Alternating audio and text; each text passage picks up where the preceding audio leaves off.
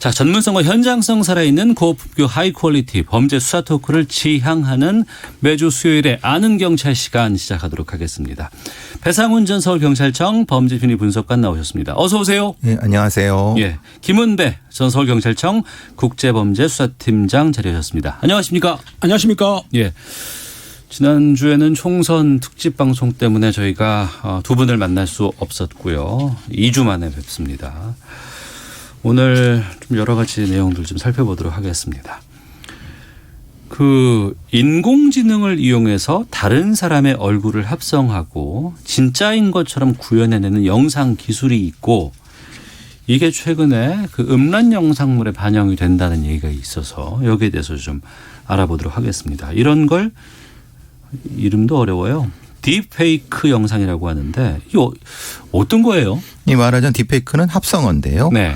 딥러닝이라고 하는 건 들어보셨을 겁니다. 예, 그러니까 예. 인공지능 기술에서 우리 이세돌 구단이 그 알파고와 할 때 그 네. 알파고가 했던 인공지능이 자기 오류 학습을 통해서 수만 번의 오류 학습을 통해서 문제를 찾아가는 학습법 AI 그게 딥러닝이라고 하고요. 네. 여기에다가 페이크 가짜라는 걸 붙여갖고 딥페이크라고 이렇게 만들어진 합성어라고 합니다. 예. 이것은 기술상으로는 잘 쓰이면 좋은 거죠. 왜냐하면 원래의 목적 자체는 인간이 갈 수 없는 도달할 수 없는 만들 수 없는 것을 마치 만드는 것으로 해갖고 구현해 주는 네. 가상으로 구현해 갖고 하는 어떤 기술인데 이것이 잘못 쓰여 갖고 아주 악질적으로 쓰여 갖고 나타나는 그래서 이제 그냥 합성 영상이 성범죄물이 되는 그런 것 때문에 딥페이크가 문제가 되는 겁니다. 네.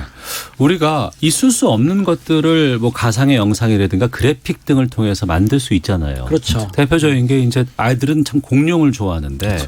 공룡을 보고 싶어요. 근데 공룡을 현실 속에서는 볼 수가 없으니 이걸 뭐 아주 정교한 그래픽 등을 통해서 만들어내기도 하고 또 과거의 인물들을 뭐 지금 회상할 수밖에 없지만 그 인물을 현재와 같이 해서 영상으로 만들기도 하고 또 지금 있는 사람과 과거의 인물을 같이 합성을 해서 이를테면 무하마드 알리와 최근에 무슨 뭐 유명한 권투 선수와 같이 경기를 치른다거나 이런 정도라고 생각을 했었는데 지금 이게 워낙에 이 인공지능 기술이 상당히 좀 이렇게 고도화되고 발전하다 보니까 이거를 범죄를 통해서 이용을 한다고 이런 거 아니에요 지금? 그렇습니다. 지금 딥페이크라고 어렵게 생각하시지만 실제적으로 옛날에는 사진을 합성하는 건데 네. 합성하려고 그러면 배 교수님 얼굴에다 제 사진을 오려 붙였어요. 근데 지금 그게 아니고 말씀하신 대로 인공지능을 해가지고 얼굴을 합성하기 때문에 실제로 제 얼굴을 배 교수님한테 붙이면은 배 교수님이 나처럼 보이는 거예요. 그렇죠. 그러니까 처음에 시작할 때 할리우드 여배우 걸 얼굴을 합성해서 예. 음란 포르노를 만들었다고 그래요.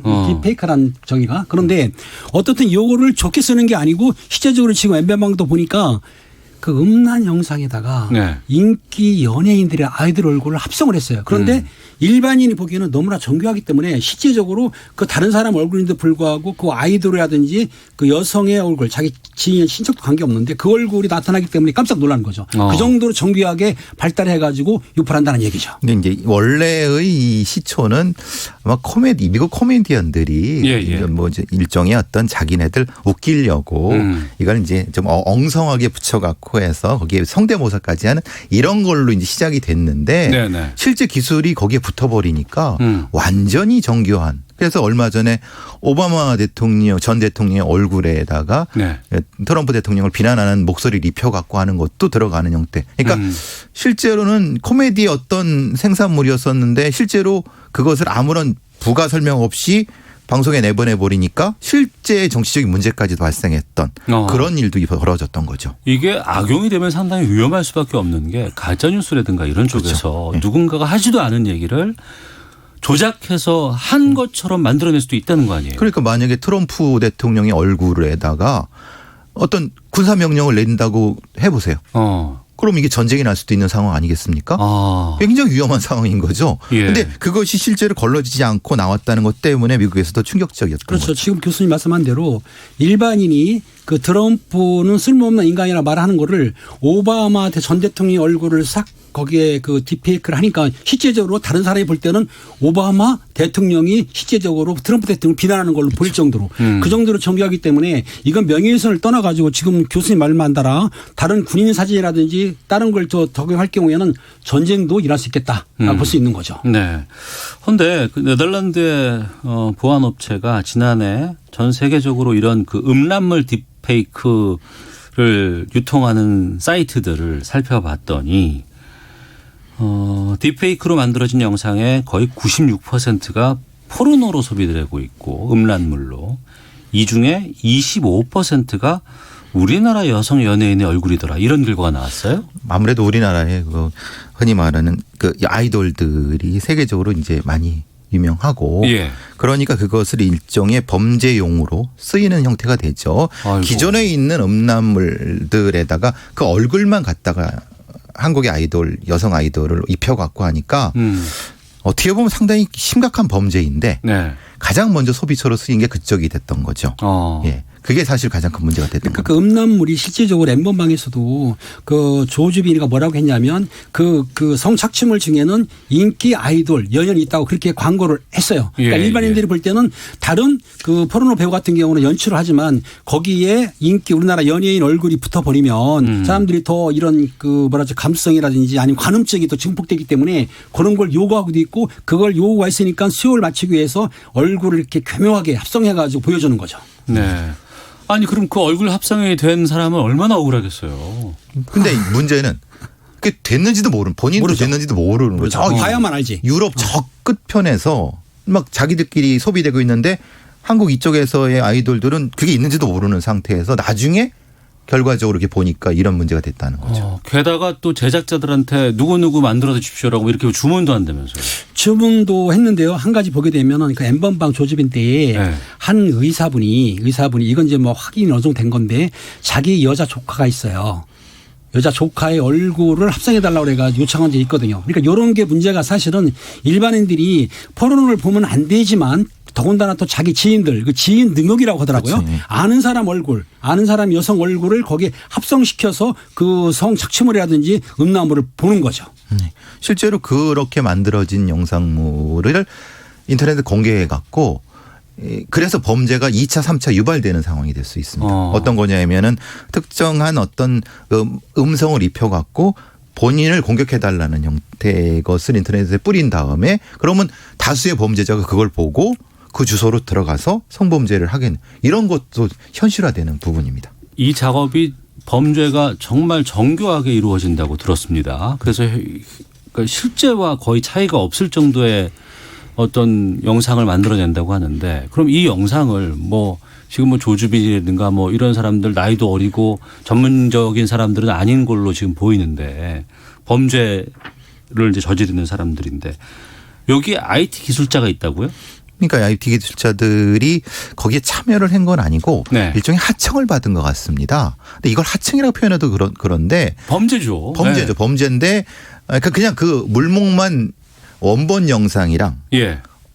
이 사진 얼굴 그것만 붙여갖고 해달라고 하는데 분명히 이 사람들은 그게 왜 그런 그 목적이 뭔지를 알고 있음에도 불구하고 기술적으로 해줬다는 겁니다. 네. 분명히 이건 문제가 되는데 그렇죠. 그런데도 이거를 처벌하기가 참 애매한 부분이 있어갖고 이 참 걱정입니다. 그런데 지금 말씀하시는 IT 기술자들은 사실은 기술자보다는 예. 그 엠번방에도 2,000명 정도가 가입한 방이 있어요. 예. 그 딥페이크 방이 있기 때문에 거기에 가입한 회원들 중에 기술자가 있는데 제가 일반 알아보니까 그 소스 코드하고 알고리즘만 있으면 일반인들도 가능하다는 거예요. 그러니까 전문적인 지식인들도 가능하지만 어느 정도 컴퓨터를 알고 있는 사람이 그런 소스라든지 알고리즘을 알게 되면은 예. 가능하다. 요즘 왜냐하면은 사진도 많이 우리가 포샵이라고 하시죠. 이런 식으로. 그렇기 때문에 전문적인 기술도 있지만 전문적인 기술이 부족해도 어느 정도의 지식만 있으면 가능하기 때문에 이게 문제가 된 거예요. 원래 이제 뭐 카이스트라든가 이런 데서 이전에 과학수사 영역에서 몽타주 그리는 것을 이런 비슷한 걸로 대체하거든요. 예. 그것도 과학수사 기술에서는 아주 중요한 기술입니다. 그러니까 얼굴 윤곽뼈만 있는 상태의 변사자를 실제 얼굴을 구현하기 위해서 이런 형태가 대단히 중요한 인류학적인 성과 목표거든요. 우리 옛날에 그런 거 많이 봤잖아요. 그렇죠. 뭐 예. 예전에 그 원시인이라든가 유인원들 그렇죠. 예. 모습들 얼굴이 어떻게 이렇게 변화된다거나 네. 이런 것들. 그리고 실제로도 이제 변사자 아니면 실종자의 얼굴, 그러니까 20년 뒤에 얼굴들을 구현해 갖고 수사에서 많은 도움을 받았던 거니까 실제로 하는 데는 이것을 기술 구현하는 데는 아주 높은 기술자만이 아니라 일단 아까 말씀드린 소스 코드 정도만 가지고 있어도 어느 정도까지 되는데 윤리의식이 없는 거죠. 그게 얼마나 큰 문제인지를. 지금 그 부분인데 윤리의식이 없는 게 과연 윤리의식이 없는 건지 아니면 반복적으로 이런 것에 대한 처벌들이 제대로 이루어지지 않고 설사 잘못을 했고 범죄를 저질러도 그리 오래 지나지 않고 다시 또 나올 수 있다는 것들이 반복되다 보니까 그야말로 그것 때문에 윤리의식이 좀 없어진 것이 아닌가라는 생각이 드는데 그렇죠. 지금 이런 상황에 대해서는 처벌들이 지금 어떻게 돼 있어요? 지금 처벌을 보시면 두 가지 나눠보면 되는 거예요. 문제는 음란물이라는 성착취물을 성인 거를 제작 배포하게 되면은 처벌을 합니다. 네. 하지만 성인물을 시청하거나 소지하면 처벌은 못하게 돼 있어요. 네. 단지 여기에서 시청은 처벌 못하지만 소지하는 거는 아동 청소년 성착취물 할 경우에는 소지를 해도 처벌하지만 네. 성인물은 처벌을 않지 않습니까? 예. 그렇기 때문에 그 법에 해당되는 사람 제작 배포한 사람 처벌할 수가 있어요. 예. 있기 때문에 또 처벌 당연한 건데 또 무슨 문제가 있냐면 딥페이크 같은 경우는 얼굴 합성 있지 않습니까? 예. 그럼 내 얼굴이 있어. 그럼 그건 내 명예를 훼손한 거죠. 내 얼굴을. 근데 아까 이제 봐야만 알겠지만 그러니까 그 처벌법은 있는데 실제적으로 요게 소지하는 분들에 대해서는 처벌할 법이 없기 때문에 네. 요거를 아마 이번에 딥페이크법이라고 아시죠? 성폭력 특별법을 개정을 했어요. 해서 아마 6월 25일부터 시행되는 거 아는데 시행되죠. 예. 거기에는 합성물을 한 것도 처벌을 하지만 또 빠뜨렸어. 저번에 뭘 빠뜨렸느냐. 소지 시청은 처벌을 못해요 또. 네. 성인물 말하는 겁니다. 아동은 당연히 처벌하지만 성인물일 경우에는 제작 배포는 유통을 5년 이상 5년 이하 처벌할 수는 있는데 강화됐는데 문제는 내가 성인물을 페이크했다 하더라도 소지했다 처벌할 수가 없더라. 참 왜 법사위 단계에서 이게 빠졌다고 제가 들었거든요. 예. 14조 2항입니다. 허위 영상물 등의 반포 등 해갖고 여기에는 이제 합성 가공 이렇게 돼 있고 다른 소지 부분에 대해서는 법 조항이 없기 때문에 네. 그러면은 실제로 지금 이 처벌에 그 어떤 효력이 얼마나 되느냐. 왜냐하면 소지부터 강력하게 처벌을 해야지 처벌의 효과가 생기는데 이게 제작 반포 정도까지만 하면은 이게 실제로 처벌 효과가 있느냐 이런 문제도 있는 거죠. 네. 그 빠진 것도 문제지만 또 우리가 그동안 봐왔잖아요. 뭐 기껏해야 뭐 한 1년 뭐 6개월 뭐 1년 6개월 초범이고 뭐 많이 뉘우치고 있고 또 탄원서 받아가지고 뭐 이러고 있으면은 또 감경해주고 이런 것들이 너무나 좀 많았지 않았습니까? 이게 지금 반포가 되면은 시행이 되면은 네. 이게 양형 기준이 없기 때문에 아직 만들어지지 않았어요. 양형 기준. 야행 기준 없는데 이 처벌이 강해요. 지금 5년 이하 징역이나 5천만 이하 벌금이고 돈 받고 하게 되면 7년 이하 징역이거든요. 네. 그런데 아까 말씀드린 대로 그 형량은 그렇지만은 거기에 장량 강경을 하게 되면은 2분의 1 깎이니까 실질적으로 변호사분들이 붙는다든지 뭐 초범이라든지 그러면 여러 가지로 참작하게 되면은 형이 낮춰지는데 네. 제가 보기에는 이 성범죄에 관계된 거에만큼은 장량 간격을 좀 적게 해서 그 형벌 조항이 나오는데 처벌을 좀 그러니까 5년이면은 4년 정도는 때릴 수 있지 않습니까? 예. 그러니까 아까 보시면 뭐 1년, 2년 이건 좀 약한 거예요. 그러니까 재판부에서 좀 성인지 감수성을 특별히 생각하셔가지고 좀 형량을 높게 네. 정하면 될 것 같아요. 예. 배성훈 교수께서는. 그러니까 실제로 이제 이것을 다루는 수사기관에서도 충분히 인식이 있어야 되는 거거든요. 그러니까 이거 수사를 다루는 경찰이나 검찰에서도 이게 그렇게 큰 뭐 문제가 돼? 라는 아니한 인식이 팽배해 있었거든요. 물론 법도 없었지만은. 네네. 그러니까 피해자에 대한 어떤 중심의 그런 생각을 안 하고 그러니까 결국은 이런 범죄자들을 양산해낸 꼴이 되는 거죠. 그러니까 네. 물론 판결에서도 문제지만 수사 단계에서도 적극적으로 우리 수사 당국이 적극적으로 이 수사를 진행하는 방식으로 바뀌어야 될 거라고 보여집니다. 알겠습니다. 청취자께서도 의견 보내주고 계시는데 3699님 정치인들이 성인지 감수성도 부족하고 문제의식도 없는 것 같습니다. 새로 당선된 분들 이런 범죄에 대한 강력한 처벌이 가능한 법을 꼭 만들어 주시길 바랍니다. 이주유님, 이런 기술을 좋은 쪽으로 쓴다면 많은 사람들에게 감동과 웃음을 줄 수도 있습니다. 그런데 이렇게 나쁘게 쓰고 돈벌이 수단으로 악용하는 것 정말 화가 납니다라는 의견도 보내주셨습니다. 자, 아는 경찰 배상훈 전 서울경찰청 범죄심리분석관, 김은배 전 서울경찰청 국제범죄수사팀장과 함께하고 있는데요. 다음 주제로 가보겠습니다. 공직선거법 위반 등의 혐의로 구속돼 재판에 넘겨진 한국기독교총연합회 한기총 대표회장 전광훈 목사가 지난 월요일이었습니다. 보석으로 풀려났어요. 김은배 팀장님, 구속된 지 2달이 채 안 됐는데 조건부 보석으로 풀려났습니다. 어떤 조건이었어요? 그렇습니다. 한국기독교총연합이죠. 연합회 대표장인 정광훈 목사가 네. 56일 만에 지금 보석으로 풀려나는데요. 보석은 2가지가 있습니다. 필요적 보석이 있고 임의적 보석이 있는데 필요적 보석과 임의적. 예. 예. 필요적 보석에는 6가지 제한 조항이 있어요. 사실은 거기 네. 보게 되면은 뭐 도주를 있다든지 증거인멸을 한다든지 그리고 장기 10년이나 무기 사형일 경우에는 허가 안 해주거든요. 예. 상습이나 누움일 경우 안 해주는데 그런 조건은 없다고 보는 거예요. 예, 예. 없고 단지 조건을 걸었는데 그 보석을 할 때 보증금을 걸거든요. 그런데 이제 한 5천만 원을 걸었어요. 예. 전번에 그 이명박 대통령 같은 경우 10억을 걸었지 않습니까? 네. 근데 정광훈 목사는 5천만 원을 걸었는데 그중에 그 2천만 원 정도는 보증보험으로 3천만 원인가요? 보증보험으로 또 했어요. 네. 그런 상황인데 여기에 이제 조건을 거는 거는 주거지 제한입니다. 자기 현재 주거지에서 다른 데 가면 안 되고. 밖에 못 나가요? 그렇죠. 못 나가죠. 그다음에 증거를 인멸하지 않는다는 서약서를 썼어야 돼요. 네. 당연히 써야 되고요. 그리고 또 법원에서 출석할 경우는 출석을 해야 되는데 네. 내가 못할 사유면은 또 사유서를 써야 되고 제일 중요한 거는 집회 시위 즉 사건 관계인 집회 시위에 참여하면 안 된다고 돼 있어요. 집회 시위에 나가면 안 됩니다. 예, 그리고 마지막에 뭐냐면은 내가 여행을 3일 이상 한다든지 해외 여행 시에는 법원에 신고를 해서 허가를 받아야 돼요. 그러니까 실제적으로 보면은 활동 범위가 좁아졌는데 네. 여기에 하나 빠진 건 뭐냐면 하나 좀 참작한 거는 예배는 허용한다.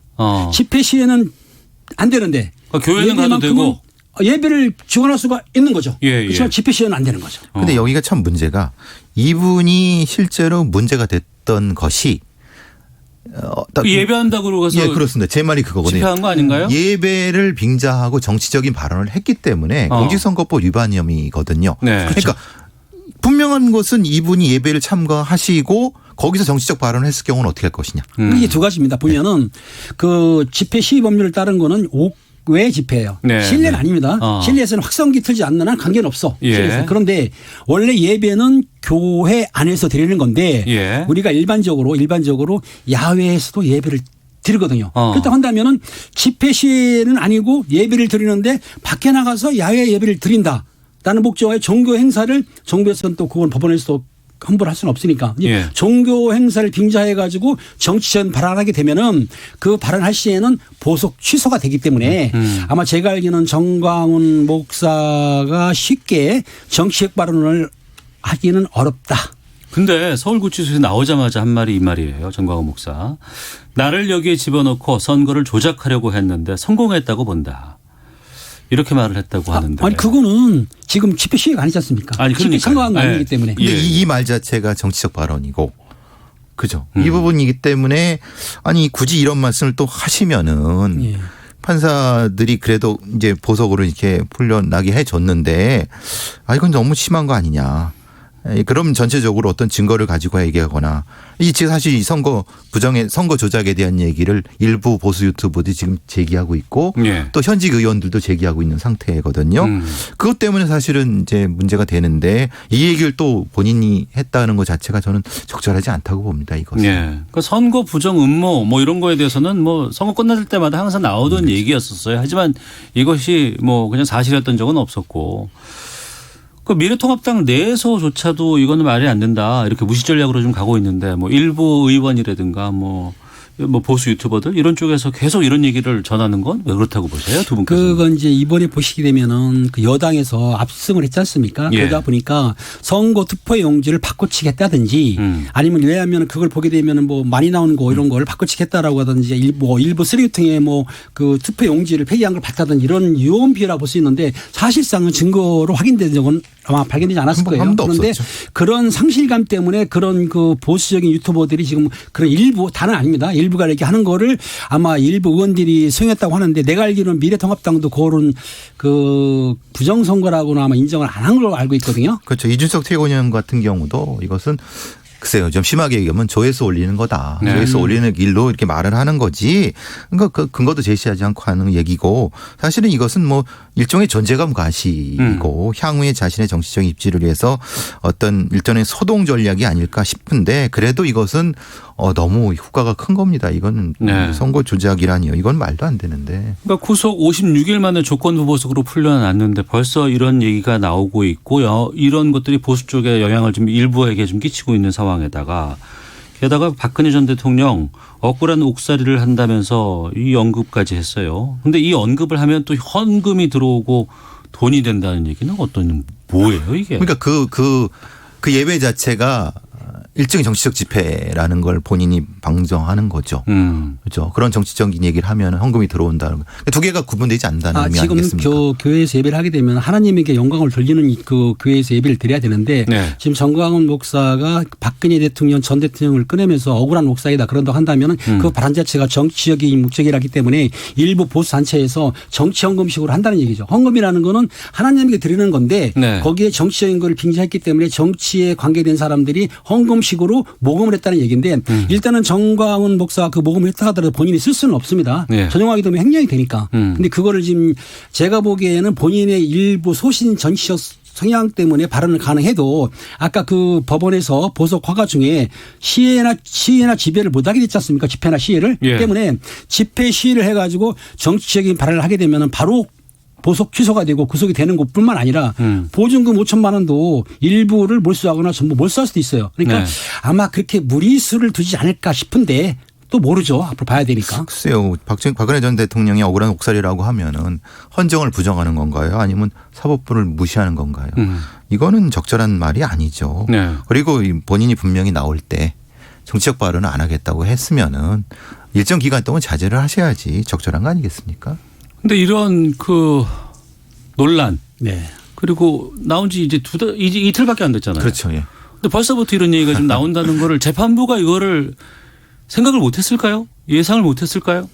근데 이제 어쨌든 뭐 큰 틀에서는 불구속 수사 불구속 재판이 원칙입니다. 그래서 이제 보석 부분에 대해서는 좀 폭넓게 봐는 게 맞는데 문제는 어떤 증거 인멸이라든가 네. 어떤 다른 부분에 대해서 계속 이것을 야기할 때는 바로 취소를 해야지 이것이 일법이렇게 될 수 있는 건데 근데 그걸 모르겠습니다. 이게 판사님이 그럴까. 근데 이제 법원에서 정치적 발언만큼은 제한하지 않았어요. 단지 사건 관계인 그 피해자라든지 그 참고인 그 일부 사람들하고 연락을 하지 마라. 네. 변호사만 만나지 변호사 이외에 사건 관계인들한테 문자를 보내거나 카톡을 하거나 전화하거나 하지 말라고 했는데 거기에 단서 조항에 정치적 발언 금지라는 발언은 없기 때문에 네. 아마 정광훈 목사께서는 이 말을 듣고 정치적 견해를 밝힌다. 내가 사람을 모으지 않고 혼자 하겠다. 이런 생각을 하는 것 같은데 좀 위험한 발상이죠. 만약에 법원에서 이거를 정치적으로 깊이 관여해 가지고 지금 사건이 부정선거 아니 선거도 껴있지 않습니까? 그렇죠. 그러면 거기에 발언했다 그러면은